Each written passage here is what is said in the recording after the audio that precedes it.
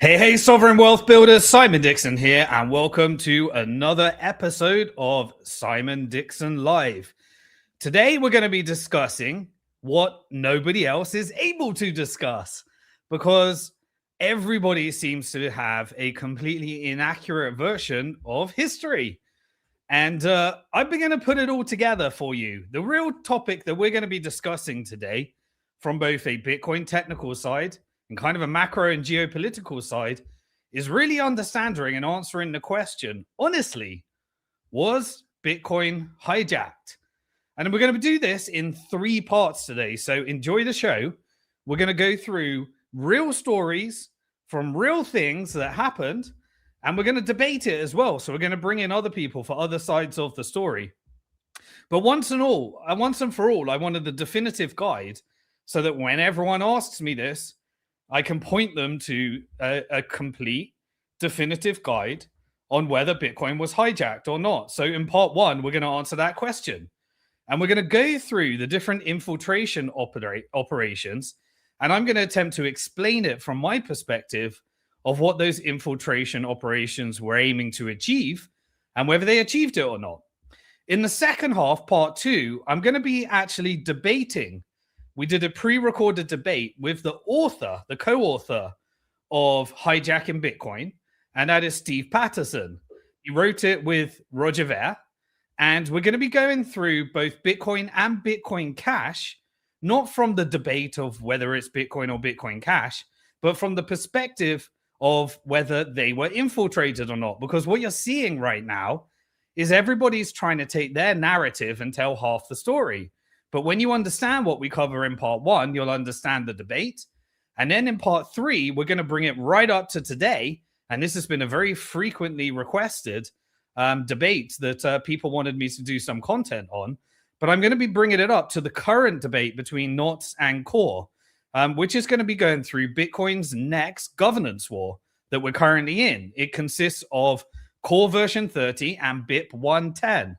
But I don't want to go geeky. I want to go from the higher level so that non-technical people can understand what's going on here, and also how you can find out more if you want to go deep into the technicals. So without further ado, let's get started with part 1. Was Bitcoin hijacked? And let's look at the infiltration operations and expose them for what they actually were. So to answer the question, spoiler alert, I'll just give you the answer right up front. Bitcoin wasn't hijacked, but it continues to have multiple hijack attempts at it. It has always been attempted to be hijacked.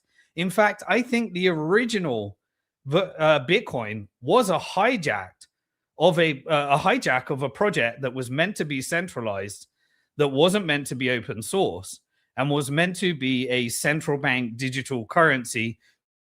So right from the beginning, Bitcoin was a hijacked project. I personally believe it hijacked what was later created from DigiCash, and DigiCash was the precursor to Bitcoin, created by David Chom, and he tried to create private transactions on top of the legacy banking system. And obviously the legacy banking system meant that he had to shut down because he had to meet all of the regulatory requirements, and regulations hijack the business so that you can't have private transactions. And so David Chom, I believe, hired a group of people, or David Chom went to a university in Netherlands. Interestingly, Netherlands was the creator of capitalism as we know it today, with the Dutch East India Company, the Amsterdam Central Bank, and the kind of the enforcement of borders and stock markets that we know of today, and bond markets that we know of today. And Netherlands was also the country that is implementing a unrealized gains wealth tax at the moment, which I've been covering on previous episodes. So 36% is meant to be charged on people's Bitcoin or people's assets or their private equity or their real estate if it gets past Senate. I think it went through the Congress side or the equivalent in Amsterdam. But it was when David Chom was teaching at a university, he had a student called Len Sassaman. And I believe Len Sassaman was the person that was under the alias of Satoshi Nakamoto. I've covered that in previous episodes, and we'll visit that a little bit in the debate today. And the first one to receive a transaction and mine was Hal Finney. And then the first developer to take on the project was Gavin Andreessen later as well. And so we're going to go through all of those. But what did they actually create in order to understand whether Bitcoin was hijacked? So it was originally, from my perspective, a hijack of another project. The white paper came out in 2008. The first code was written in 2009, and the first block was mined in 2009 in January. But there were three parts to Bitcoin that were simultaneously created. And it started as a very centralized project because he had to get adoption, or Satoshi had to get adoption in three different ways. The first thing is it needed developers. And so there was, Satoshi, and then there was the early developers, and then the community grew, and governance had to be put into that development structure. And what was their job? Their job was to maintain the code, and is an open source code. People could suggest Bitcoin improvement proposals. And because it was open source, anyone could contribute. Anybody could add some code, and it would have to go through a code review process. And this was the ecosystem that was built up around developers. What was the second part of Bitcoin? Well, the second part was miners. So in the absence of a central bank or a commercial bank to create digital currency as they do right now, you needed miners. And what did the miners do? Well, they added blocks to a chain of blocks. And so the first block was in January 2009. And every 10 minutes, approximately, you get a new block that is added to that chain. And all of the different transactions that happen on the Bitcoin network are packaged up into these blocks. And every 10 minutes, a bunch of miners compete in order to add that block to the chain. And if they successfully add that block to the chain, they get a block reward and any transaction fees that people paid in order to later came in order to get their transactions through faster. Now, that transaction fee model arose as a result of what we're debating today, which is that you can have, if transactions cost nothing, then people can start filling up these blocks with all sorts of spam. And people developed gambling services on top of the Bitcoin blockchain so you could have immutable records. And they created all sorts of things to today where you have NFTs and non-fungible tokens and tokens built on top of Bitcoin. But all of those are essentially non-monetary transactions. And so in order to have a check and control upon those miners adding blocks, you had a third part of the ecosystem, which is nodes. What do the nodes do? Well, they accept the block. So the miners mine the block included in the chain, but you have to get it accepted by nodes. And there can be as many nodes as anyone that wants to run a node. And what they do when they run a node, they essentially run the entire history of the Bitcoin blockchain. They download it onto their hardware, and they provide a vital part of the ecosystem of verifying their own transactions as a reward, but everybody else's transactions and backing it up on a chain, and backing all those transactions up.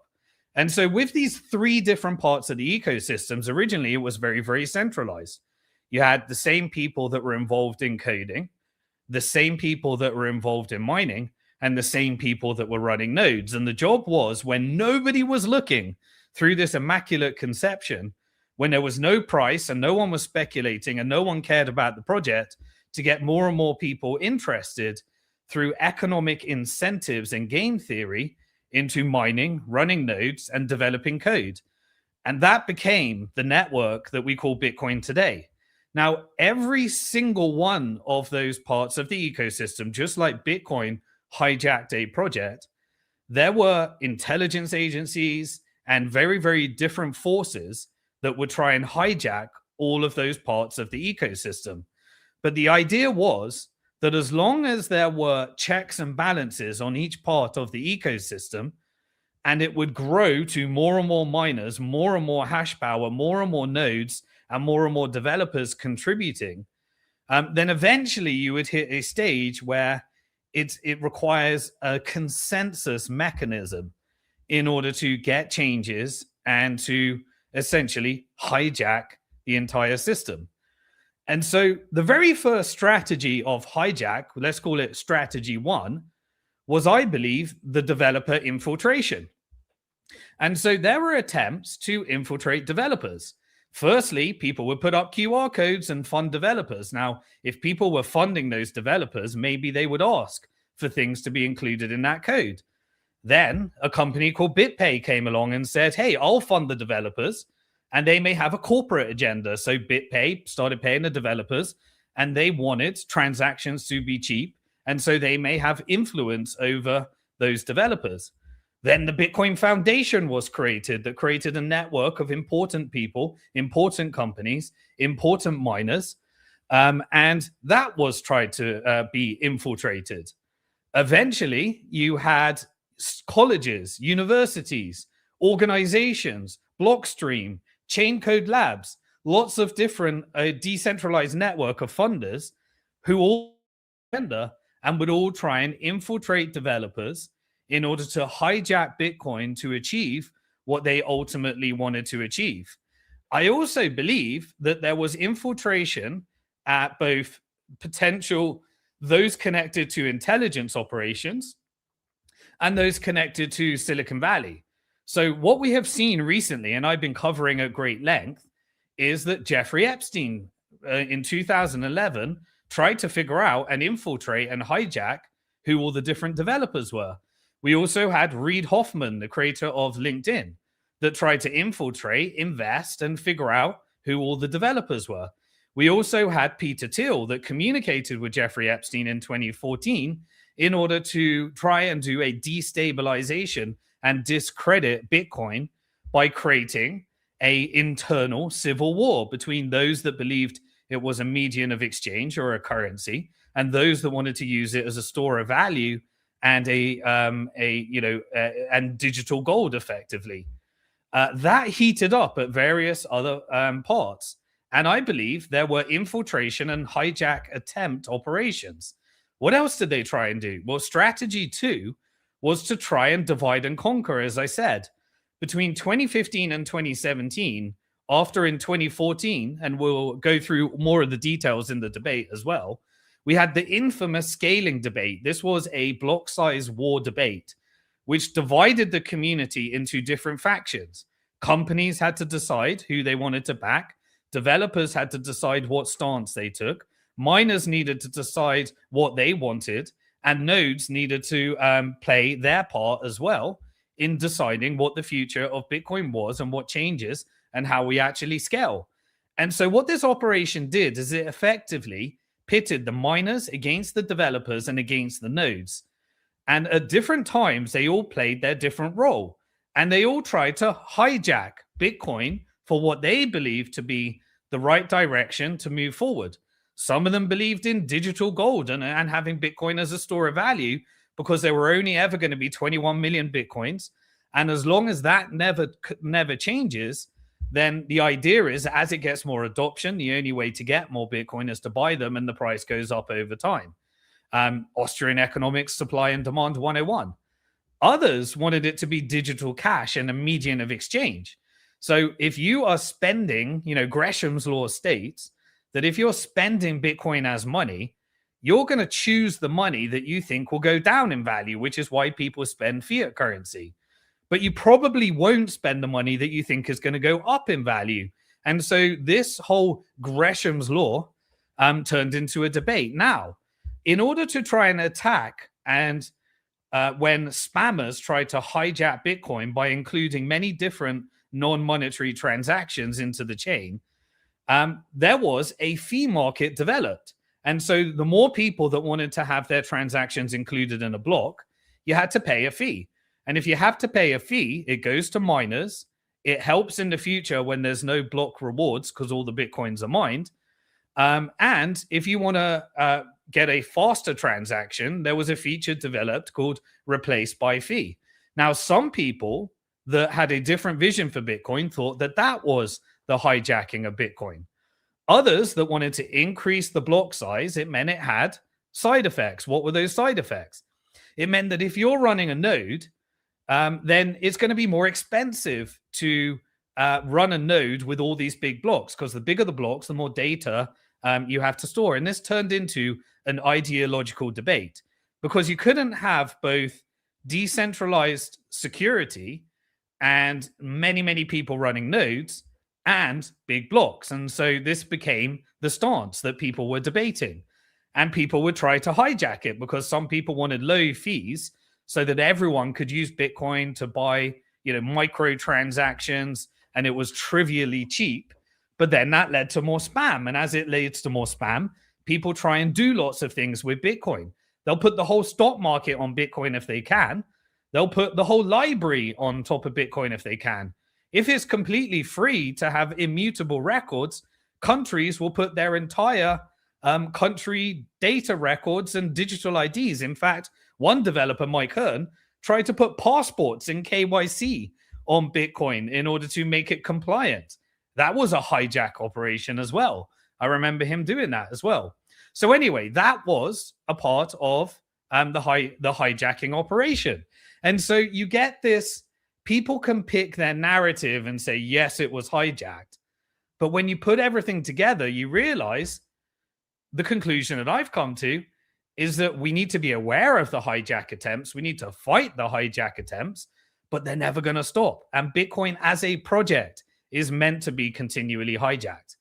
And so in part 2, I'm going to debate and I'm going to cover, whether, the hijacking Bitcoin from the perspective of, I was on one side of the debate, which is the Bitcoin, BTC side of the debate. And Steve Patterson, who wrote the book, Hijacking Bitcoin with Roger Ver, was on the BCH side of the debate. And we're going to have that debate. I don't want this to just be one-sided. I want you to see the other side so that you can make the decision in terms of what's actually happening today. So I'm going to be playing that in part 2. Now, in 2023 to 2026 today, we've effectively moved to a similar debate, but a different flavor. And I could call that, let's call it the spam debate.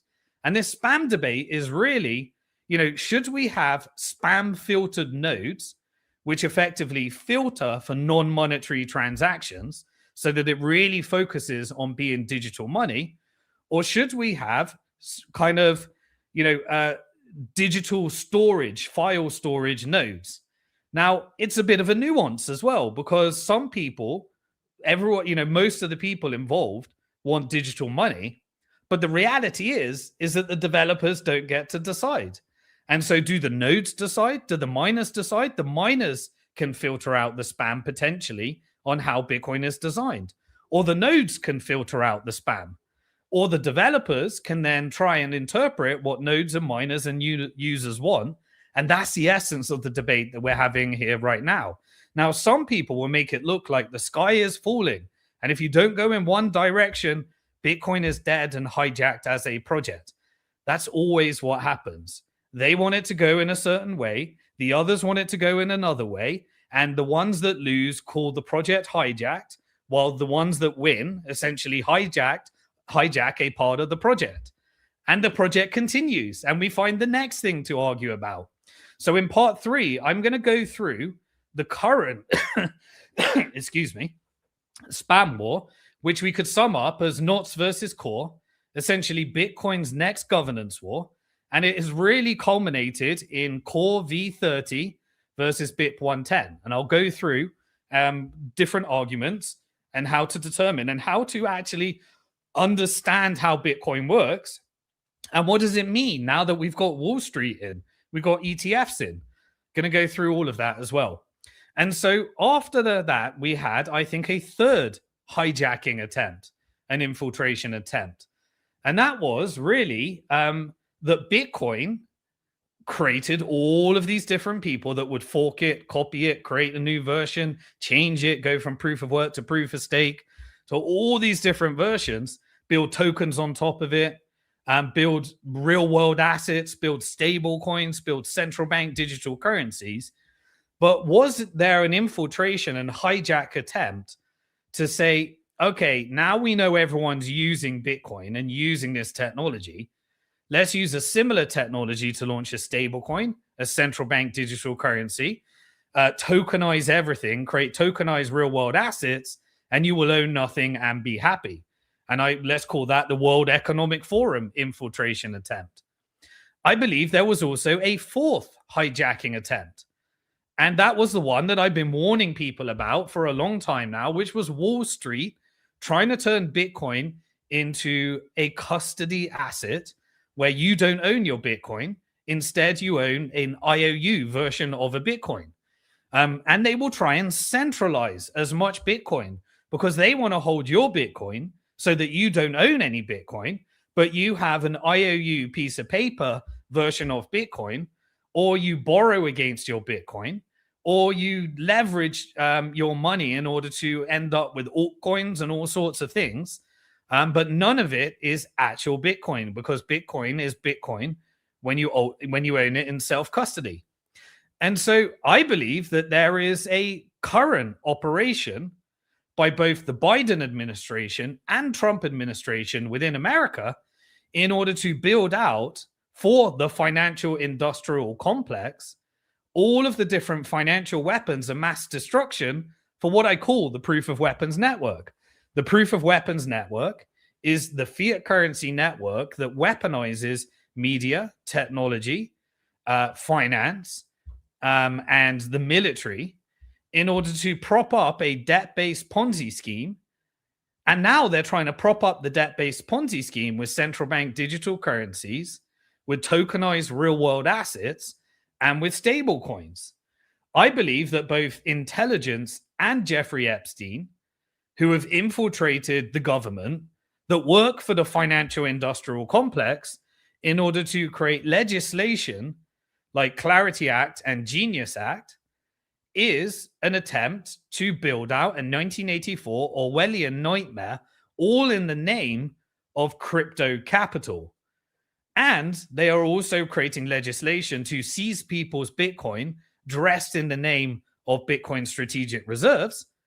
And you've got the PayPal mafia that predated Bitcoin, David Sachs, Peter Thiel, and Elon Musk, that are all building X money, social credit scores, artificial intelligence, and integrating it into stable coins backed by the US government debt.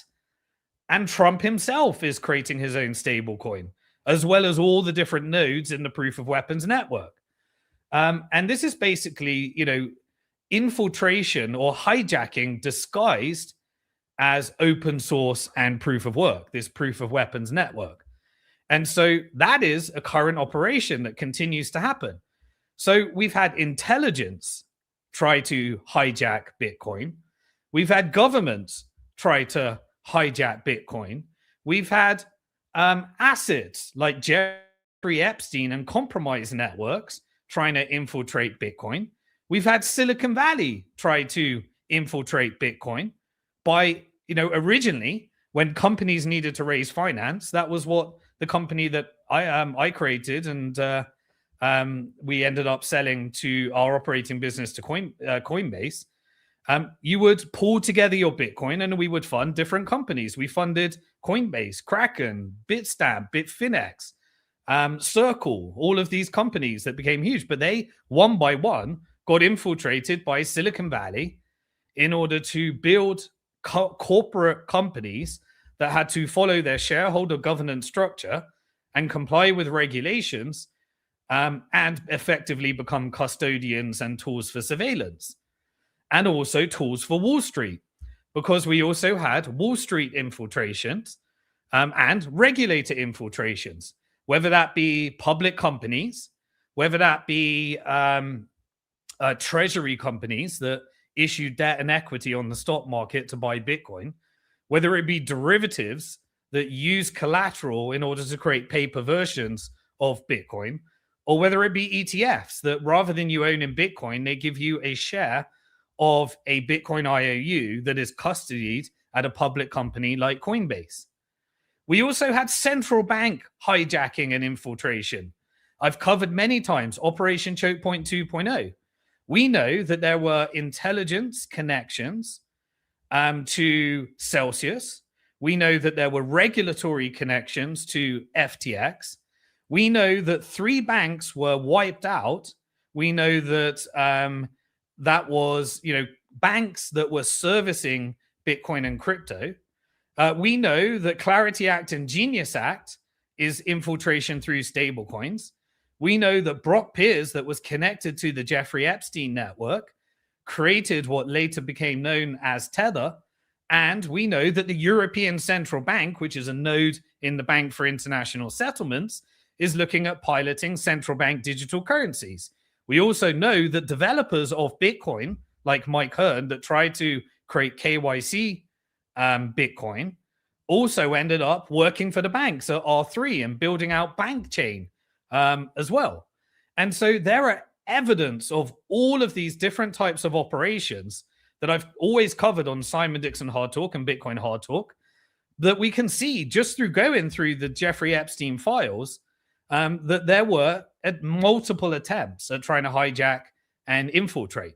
And what I want to do just before we go through the debate is I'd like to point you to 2 blogs if you really want to go deep into this subject on simondixon.com. I created 2 vlogs. The way that I do things is I create episodes like this in long form content, upload the videos on YouTube and Rumble and X and everywhere, and then I back it up on my website, and then we create a completely free membership portal in case we get shut down as well. But what we do is we create the long video format, and then we condense it down into an AI whiteboard video. I'll play some of those tonight. And then we do a text version as well. So I would like you, if you haven't read already, 2 different vlogs if you want to go deeper into this.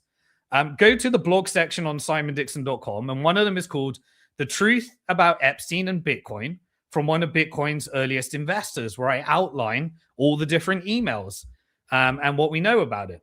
The other thing I'd like you to do is look at a separate vlog that I created, where for 3 hours I went through and answered the question after Tucker Carlson made the accusation: was Bitcoin a CIA project? And the hidden origins of Satoshi Nakamoto, and the reason why I believe Len Sassaman is Satoshi Nakamoto, who sadly took his life. And in the debate, we'll go through the timeline of CIA infiltrations and connections to early developers in the debate as well. So the other thing that I'd like you to understand, if you really want to get to grips with this topic, is that there are kind of 2 books that were written from both sides. One of them I disagree with, but there's truth in it as well in terms of some of the events that happened. One of them I do agree with because it really outlined my understanding, because I was on Tone Vase's YouTube channel throughout the whole block war debate, and we were covering everything live in real time. In fact, as soon as the Bitcoin Cash hard fork was launched on an exchange, I was on the show live selling some of my Bitcoin Cash to test what price I could get and what liquidity for Bitcoin, because everyone got this free second coin. And we'll make sure that you understand all of that as well. But to understand the block war and scaling debate, there's 2 routes you can go. And most people will take you down the route. I don't want to give you a one-sided narrative. I want to tell you the truth as I see it. And I want to engage with people that disagree with me, which is what the idea of with the debate in part 2. And so the 2 books that really documented this from different perspectives is those that are aligned with what is Bitcoin BTC today. And that is Jonathan Beer. And he created a book called The Block Size War, The Battle Over Who Controls Bitcoin's Protocol Rules. The other book, which people are talking about today because of the Epstein files, and I believe sharing a lot of misinformation because they're taking the side that they would like to take, drawing the narrative from that, rather than looking at the complete picture that we're going to be debating in part 2. And that second book is mainly from those, Roger Ver and Steve Patterson, that were aligned with Bitcoin Cash, a project where I sold all my Bitcoin Cash for Bitcoin. And so I don't have any Bitcoin Cash today. And I sold it all for Bitcoin at the time. But from their perspective, it was where the word hijacking Bitcoin came from, because the book is called Hijacking Bitcoin. And so most believe effectively right now, depending on which side you sit, that the other are compromised. And so people are going with their narrative, and then they're taking the Epstein files and saying this side was infiltrated, that side was infiltrated. The truth is that, as we said today, that there were multiple hijacking attempts. And my belief is that both sides were hijacked, but the decentralized and secure nature of developers, miners, and nodes meant that we resisted, and we still have hijacking attempts today. But I believe that Bitcoin in its entirety was not hijacked, and that's because of the unique structure of it. And so the project today is still the most secure and most decentralized open source project that exists on the world's largest, most distributed supercomputer, hosted by countries all around the world, by companies all around the world, and individuals all around the world that are solo mining, sovereign mining, company mining, running public, private companies, and all of them have a unique structure where the governance hold them accountable to somebody else. Who are they accountable to? As a recap: developers, miners, and node operators. And so I think it started with intelligence, as I said. I think the project hijacked the intelligence operation. I then think that Jeffrey Epstein, a compromise agent, tried to hijack and infiltrate by getting to know all of the different developers. I think the operations still continue to this day. And with that in mind, what I would like to do is now go through, in part 2, a debate. And that is with the author of Hijacking Bitcoin. And it's going to be me debating Steve Patterson, the co-author. And we're going to be debating from the two different perspectives. Was there an infiltration in Bitcoin and Bitcoin Cash developers and different parts of the ecosystem? And we debate it out. So I'm going to play that very shortly right now. And then once we're done with that, I'm going to come back for part 3, where we're going to apply all of this knowledge, and we're going to give you the information that you need from different sides of the perspective of this debate between NOTs and Core, which is effectively a competing implementation of what node operators can run on their node.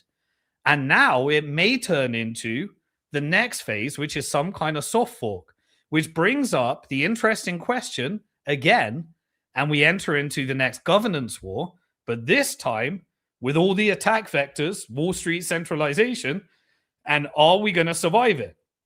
The answer is, I'll give you my answer, and I'll be telling you exactly what I'll be doing with my node and exactly what I think about Core version 30 versus BIP 100, 110 rather.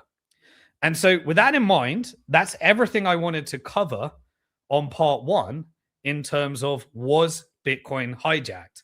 Now, for those of you that are